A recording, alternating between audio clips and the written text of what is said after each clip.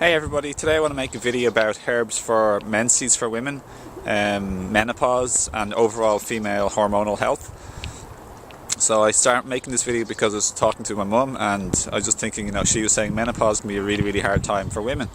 But I was thinking, well, I know some herbs that can greatly, tremendously and fully help with menopause, so it's not a really itchy, hormonal, moody, grumpy, tired, ups and downs, energy sapping and difficult time in your life.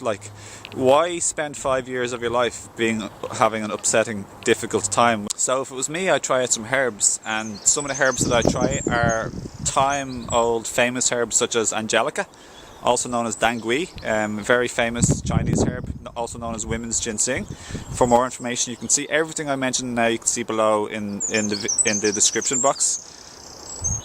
Lovely birds.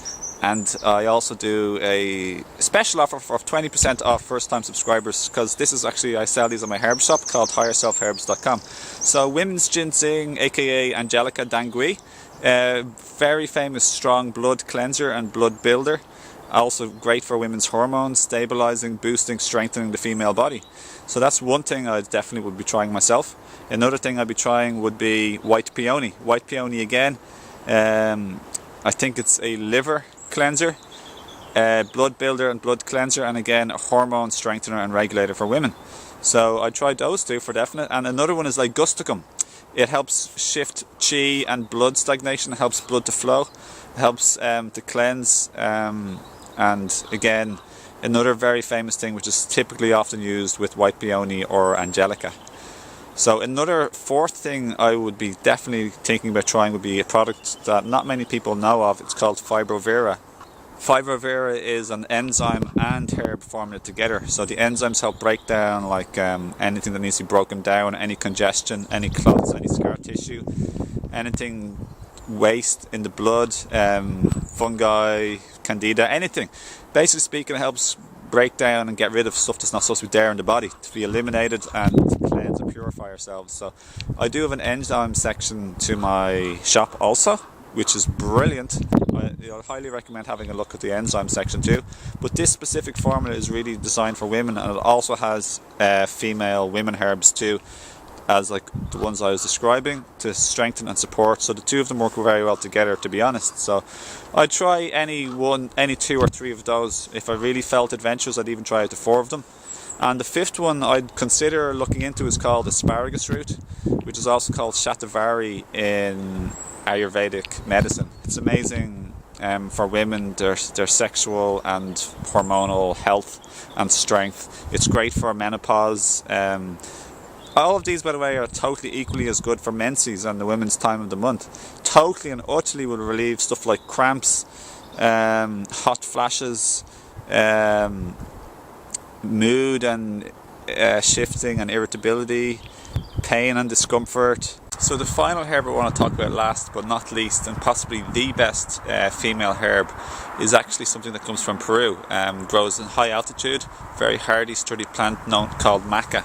Maca is actually used for men and women as a libido enhancing, sexual drive interest herb. It's great for mental clarity and focus and concentration. It's great for energy, it's great for stamina and endurance, and it's especially fantastic for women's mood and menstrual issues. So many women benefit enormously from maca. I've read countless testimonials of women having amazing results regarding their menses and menstrual cramps, issues, moods, energy and well-being. So I'd highly recommend trying out maca, be it a man or a woman, but for this video especially for women, it's really good.